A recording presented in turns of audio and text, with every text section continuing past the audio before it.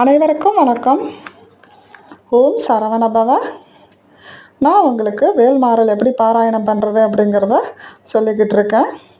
அதுபடி அடுத்த அடிகள் என்ன அப்படிங்கிறத படிச்சிடலாம். கண்டிப்பாக உங்களுக்கு இது பிடிச்சிருந்ததுன்னா என்னோடய சேனலை சப்ஸ்கிரைப் பண்ணிக்கோங்க. வாங்க.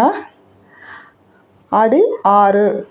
சினத்தவுணர் எதிர்த்தரன களத்தில் வெகு குறை தலைகள் சிரித்தேயிரு கடித்து விழித்தாளர மோதும் திருத்தணியில் உதித்தருளும் ஒருத்தன் மலை விருத்தன் எனது உளத்தில் உரை கருத்தன் மயில் நடத்து குகன் வேலு.